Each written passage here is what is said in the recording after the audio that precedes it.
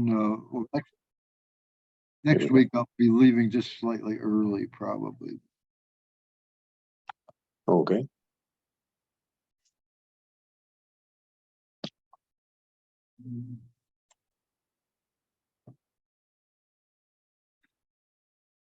Yeah, last week we had another person who came on as owner, and I thought it was I you, saw that. Yeah. but it was Thought a it was different me. person. Yeah.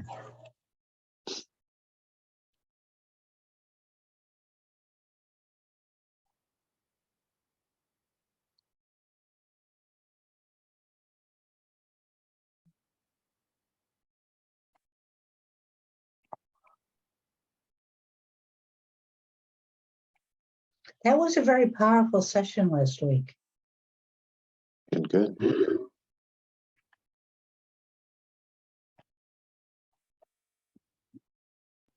It's precious to get these, keep getting it drilled into us and see gradually erase, slowly, gradually erase the what I think or what it seems, what things seem to be. It's gradually being erased.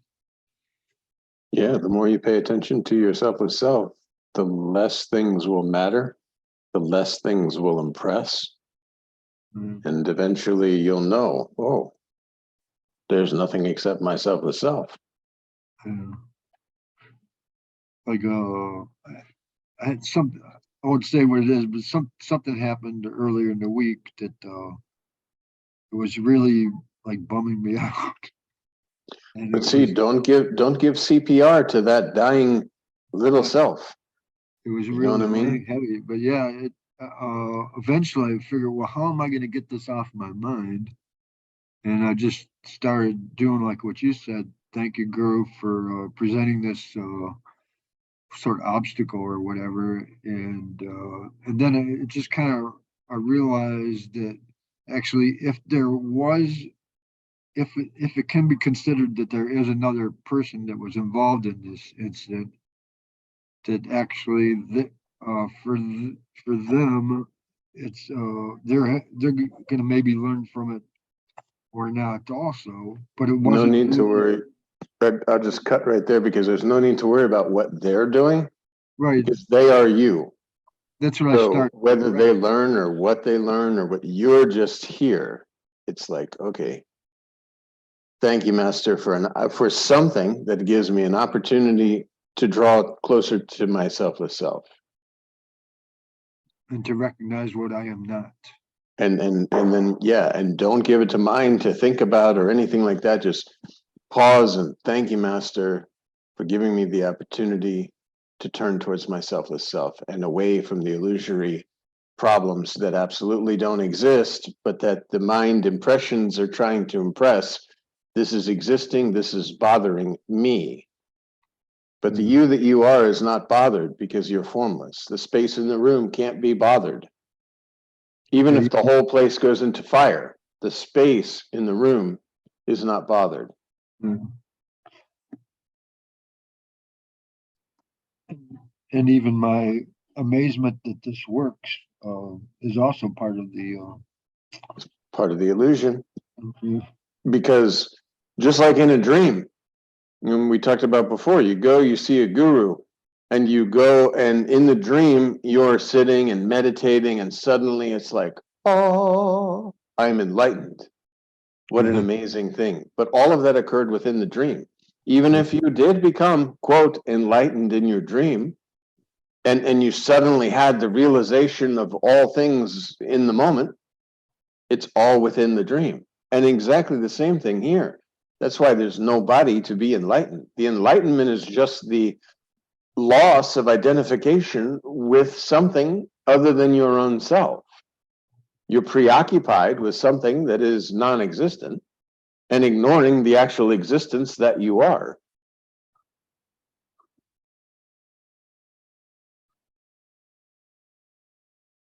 I try to pay close attention to my dreams when I wake up, and they're hard to they're so nebulous it's hard to remember details. But I was dreaming this morning about rooms, different rooms, and like it was like one room was like always there, whereas other rooms were like sort of temporary rooms. I thought, and then anyway, it was some kind of recognition going on there. Well, but you are the one who, whether the room is there or not there, and the different stages and all the different rooms, you are. Yeah. And without your presence, could there be a dream? So everything is appearing on that spontaneous presence. Without your presence, this body could not animate and say, I exist. You'd just be a lump of goo. That's why when this body essence can no longer sustain, it's a food body. And when the food body deteriorates, then you'll no longer say, I am existing. You'll still very much exist. The dream goes on because this body has nothing to do with this dream. The dreamer is formless. You said the dream goes on? Of course, the dream, not the dream of the individual self, Right. but all of this is in consciousness, yes?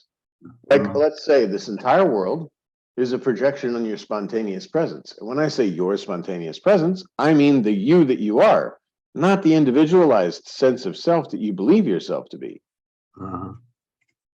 So this body drops right now. There's a Trish that's still going about her daily activities, and there's an Alan that's still going about his daily activities, and there's a Keith that's still going about his daily activities.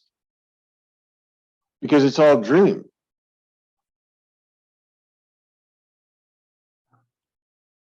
Of course, to our regular way of thinking, we define that as not being a dream. We define that as being real. But well, okay, then you are the pure reality in which all of this is appearing and disappearing, but you are that now. So these bodies come and go. I mean, you understand? It's like billions of forms are created and destroyed, created and destroyed, created and destroyed. Well, how can this be? Because that presence that you are, this dream consciousness, is the making it possible or something. It's all illusion. So it just is like it's not from the individualized perspective. Because you're not an individual. You appear to be an individual. You appear to be living a life just as if you were in a dream and you appeared to be living a life in your dream. You appear to be an individual in your dream. It's like we can't know what's gonna happen, and that makes us, but we think we do know what is happening, and that's not true either, because what's happening is nothing. That's the thing. When you know yourself in a real sense, you have nothing to do with this world. Like how? Like you can't even, like, as they say, like step down into this world. You're formless. You have no feet. Even if there were stairs from yourself to the world, you cannot. You can only pretend with your imagination that I am something in a world having a life. And you can only do that when a body form is available.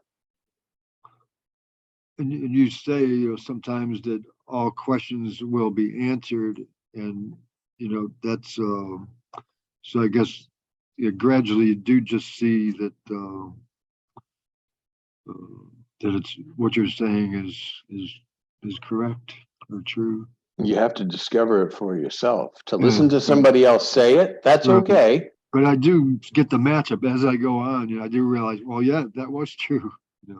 Yeah, you have to discover it and investigate, because you hear the good news and then you have to go and investigate. If this is true, but all the answers do gradually, they are getting answered. It's like, but they dissolve. Yeah, because then they're no longer a question involved. Exactly. They're illusory questions about an illusory world. It's Just like we talked about deer in the mirage. The deer will walk towards the water, believing itself having to quench its thirst. Oh, this water will quench my thirst. And until the nose is stuck in the sand and absolutely no water is there, there will not be a knowing, I cannot drink from this water. There appeared to be water, but there is no water. And as you remain with your formless, selfless self, just I, there appears to be a world. There appears to be a you, but there is none of this. And you don't have to think there's none of this. You don't even have to accept that there's none of this. You just remain with your selfless self. All answers are within you.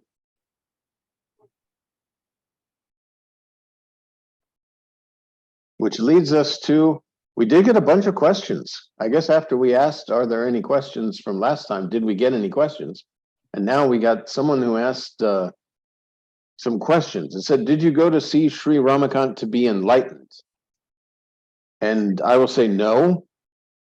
I went to Sri Ramakant Maharaj because the sense of presence that I had identified with a power greater than myself, I wanted to go and surrender to that as deeply as I could. I'd already started through a program, 12-step program of surrendering, so to speak, and I wanted to complete it. I really did. And thank this presence for having really altered my life, because at that time I thought, you know, like we just talked about, this is John. John is having this amazing experiential experience, and I want to go and thank this God of my understanding, whom I understand to be appearing in the form of Sri Ramakant Maharaj. I want to bow to God's feet and say, thank you so much. You know, thank you for allowing me to feel this presence. Thank you allowing me to, the willingness to come up in me to surrender everything. And so I didn't go to be enlightened. I went to surrender. The concept of enlightenment, of like, oh, being on a hill and being, you know, at that time I was listening to Muji and I understood enlightenment to be like, you're an enlightened saint, an enlightened guru. And that's not really what I wanted. I wanted to go to God and say, thank you so much. My life is yours. You've saved me. You've rescued me from this hell that I was living in. And I'm at your feet. What is enlightenment? That's the next question. Enlightenment is the knowledge you are without the concept of being a body. And it's a body-based concept. That's the craziest thing. And Maharaj says this very nicely. Prior to beingness, there was no concept of enlightenment. So after the spirit clicked with the body and you said, I, and then after years, you begin searching for this, quote, enlightenment. You hear this news of enlightenment and you try to, quote, attain this. But enlightenment came along with the body that you are not. And when you remain with your selfless self, then who's to be enlightened? And that's why we say this presence, this just I, as Nisargadatta Maharaj called it, the I am. And the I am prior to words, not the I am like I am this or I am not that. I am prior to words, this very, very subtle sense of presence that you are, not this body. So you use this body to know yourself in a real sense. Then you discard the concept of knowing, the concept of knower, because this body, you say, oh, I'm knowing this. So you discard this concept and you return as you were prior to beingness. Just I, without the concept of being anything in particular. And you could say, maybe you You go through the stage as your mind, you're starting to lose the grasp. You know, you're no longer grasping onto this mind to try and sort out this worldly experience. You'll feel a feeling of expansion because you're no longer listening to the thoughts that keep you limited within a body form. And then you'll know, oh, so that I am that. The biggest obstacle to enlightenment, you. The you that you believe yourself to be is the biggest obstacle to enlightenment. And it's the worst thing. This is like, it's almost like we're telling you a joke, because there is no obstacle. You create the obstacles by your own imagination, believing yourself to be something that you are not, and then striving to be that you are, which is the most natural thing. But because you've been pretending to be something that you are not, and this body impression has been really seriously impressed on you, you believe there's an obstacle to enlightenment. And enlightenment is knowing yourself in a real sense. Thank goodness you have this body form, like a cup, you can dip it in water and know that there is water. With this body form, you can sit quietly with your own self, and there is a sense of presence. And don't take anyone's word for this sense of presence being yourself, because just remain there. And this sense of presence will allow you to know that you are. And this was what Siddharmeshwar Maharaj told to Nisargadatta Maharaj, that you are. And it says in all the books, Nisargadatta Maharaj said, I spent every moment with this I am. Anytime I wasn't doing anything, I was with I am. In every waking moment.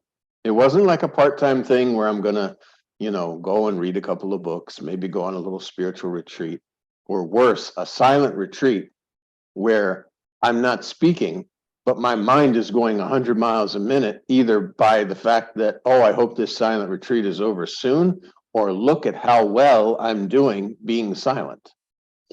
Either of these, again, the illusory you that you believe yourself to be is creating this concept that I am not enlightened and I need more something. But you don't need something because you're nothing. And anything that you can get is illusion. It appears within the nothing, along with the body form. The body form appearing in the nothing says, I want something, but eventually returns to nothing. So anything that you can get from the something, knowledge, relations, anything, is nothing because it returns. Something came out of nothing and returns to nothing. Again, just like in a dream. Deep sleep, there's no knowledge of your own self. Suddenly there's a knowledge of yourself. It creates a dream world, and many things are happening in that dream world. Through the other side, so to speak, back to deep sleep and then waking up. The one that you are, all these states are appearing, including this waking state. But in dream, you absolutely know, oh, so anything that I could have acquired in that dream was meaningless. What if you learn to speak a foreign language in your dream? It's useless. You wake up, you can't speak the foreign language. In the dream, even you find out, oh my God, in the dream, I thought I was speaking German because I was teaching myself German, but it wasn't German at all, actually. If I look at a real book in the waking state, that wasn't German. But in the waking dream state, I realized that my dream was not real. What is the benefit of being, what is the benefit of being enlightened? Well, again, there's no body. And there's no body there to get a benefit. You could say, while using this body form and knowing yourself in a real sense, you're no longer like a little dog running behind the cars of illusory problems. Every time an illusory problem comes, oh, yes, I have to go after it. It's so important. Or somebody is disturbing you. Oh my God, I can't believe I'm so disturbed. My life is very stressful. So the benefit would be you know yourself in a real sense. And it's scenes appearing and disappearing. That is the most beautiful thing. And that is that spontaneous existence. You don't even know you're there. And these scenes are appearing and disappearing, and you're using this body to do what's needed to be done, and then the next scene is there. No trouble, no worries, all is well. Because this illusory mind causing these illusory problems with illusory thoughts about illusory you is no longer disturbing you because you're no longer identified with any of it. This flow of thoughts is about the body-based existence, and we've spoken many times, it is like watching a black and white TV. And that's mind. And you're seeing color. But everything is being translated in black and white. The mind is like, no, no, no, this is a very important scene of this movie, but it's black and white. Because you know yourself in a real sense. This form-based illusory existence is not your true nature. You're leasing this body for a time to have the illusion of experience through the concept of duality. There's no gain, no loss. Just like in a dream, when you wake up in the morning, you don't say, oh my God, I lost all that. No. When you go into deep sleep, you don't say, whoa, I'm losing the dream, I'm losing the waking state. What is going on? No. Because right now, you are the power that's powering this whole world, not specific body.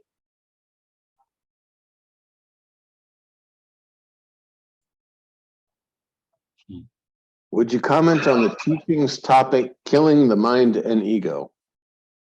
I think we sort of just did that if you remain with your selfless self, there's no need to kill a mind and ego. It's an illusory thing. Just like when you were a kid and you thought there was a monster in your closet, you would not spend a lot of time, maybe you would, setting traps and going and finding the best weapons to kill the monster in your closet. Mom and dad came in, flipped the light, and showed you there's no monster in your closet. You make the ego and the mind a monster by your illusory kind of conceptual understanding of, oh my God, this mind is so powerful. But it's the monster in the closet. Flip the light on, he's gone. When flip the light on is remain with your selfless self. Mind and ego are not in the closet.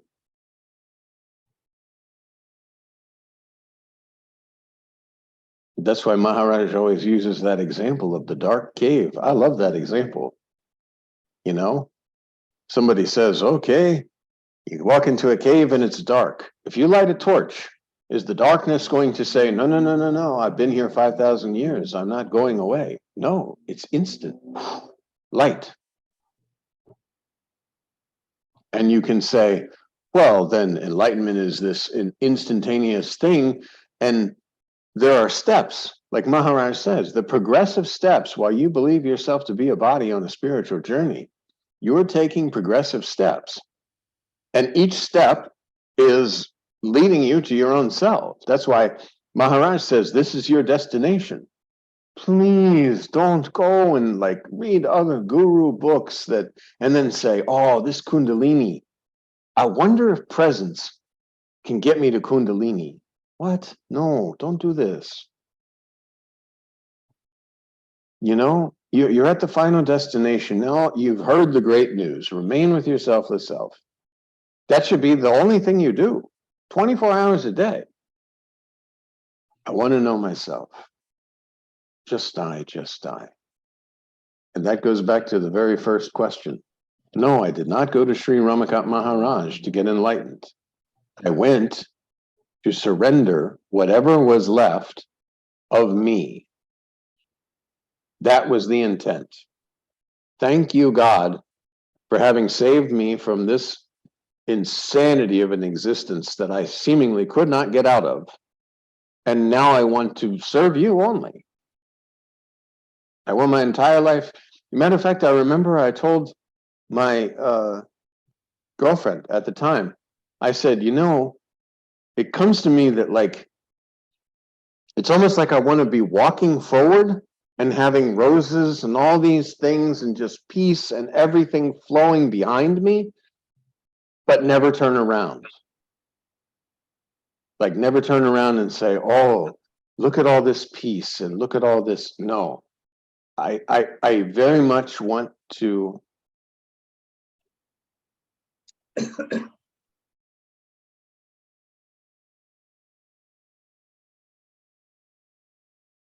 not disturb anything or anyone, and easily remaining with my selfless self. That's how I learned to not disturb anything or anyone, because A, there's nothing other than your own selfless self, and B, you're not acting selfishly as a selfish someone, doing things to try and benefit yourself that doesn't even exist.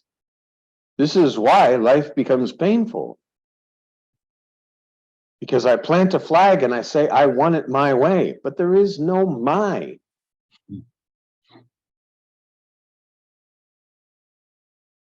And worse, I listen to my mind. Sometimes things go my way. Sometimes things don't go my way. And mine says when things go our way, look at the great things we're doing.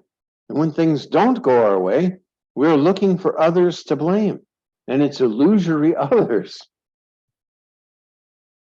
And then we get trapped in this circle of illusion.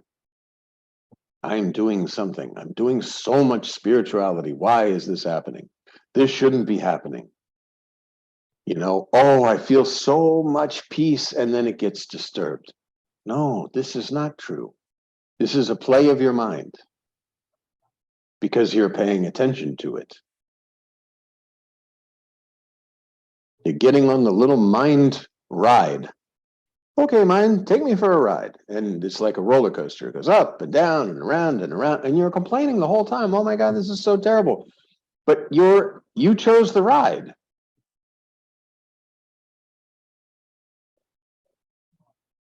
When you know yourself in a real sense, there's nobody to get in that little box to go on the ride.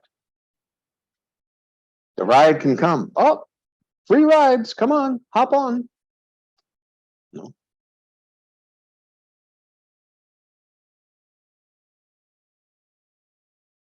In one sense, it's not a choice in the sense that I'm so habituated to believing it.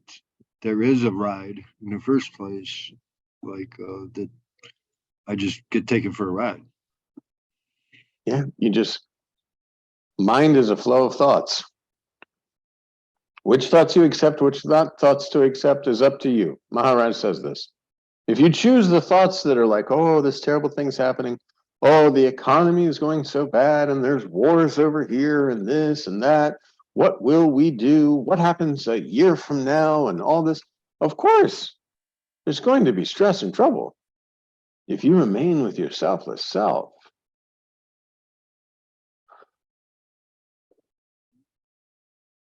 even reading the news, you might feel in a moment some kind of emotion.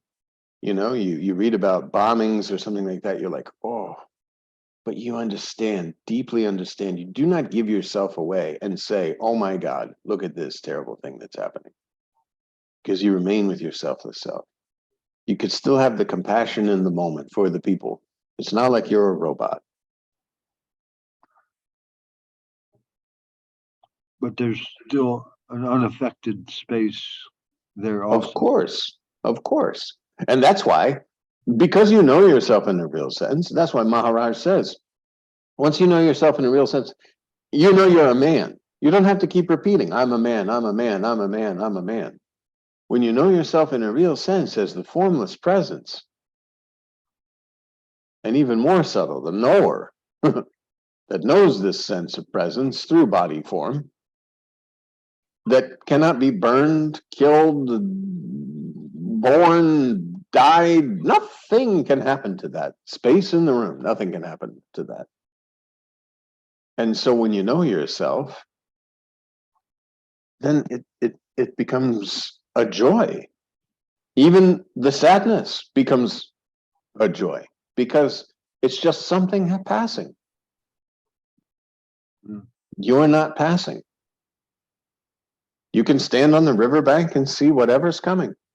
Sometimes a lot of fish are coming, no fish.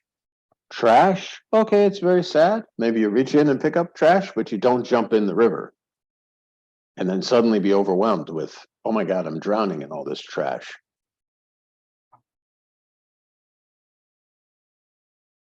And it's not aloofness, because aloofness would be, I'm someone who has to remain apart, who has to remain untouched. No, by knowing yourself in a real sense, there's no body form there to touch anything. You're nothing. So you don't have to sit there and say, that's why they talk about renounce the renouncer. You don't need to do renunciation or worry about killing a mind or worry about, is my ego diminishing or getting larger? No, you remain with your selfless self. Don't add concepts.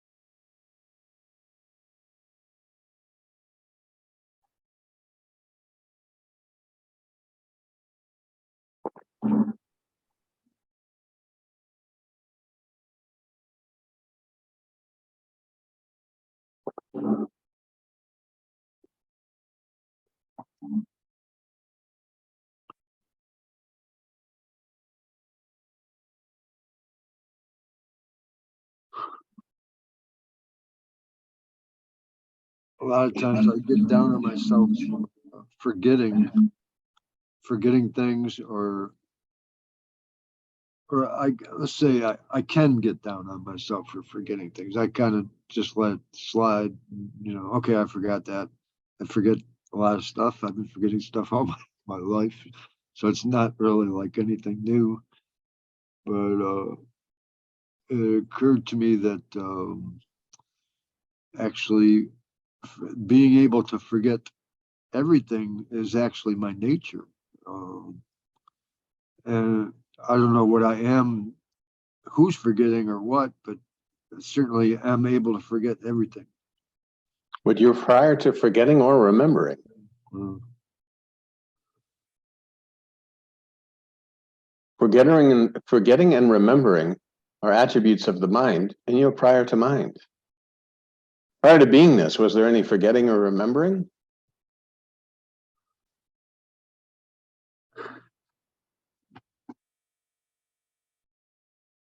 But I would say definitely don't beat yourself up about it. You might laugh to yourself and say, oh, look at this, I forgot something.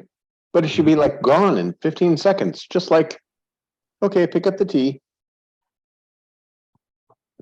I drink the tea.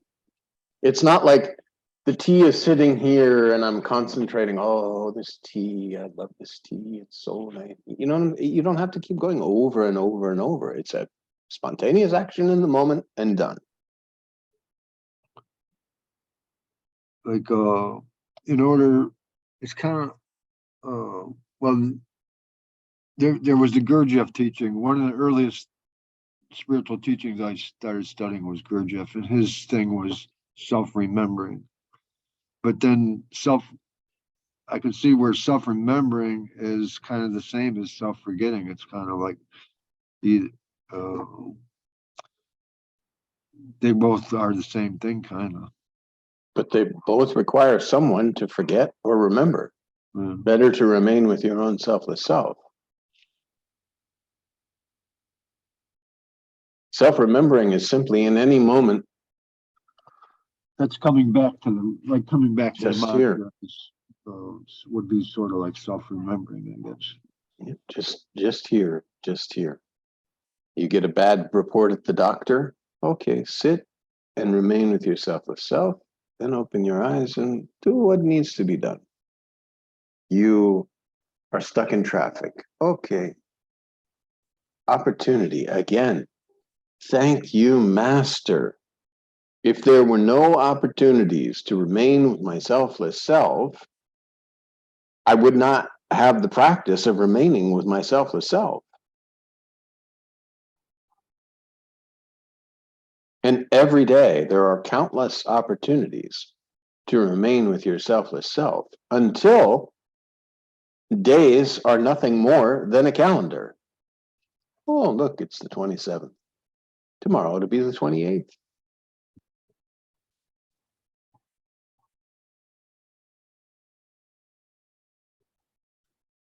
And you can still say, you know what, in a couple of days, like I'm going to go see a movie on, I think it's Sunday.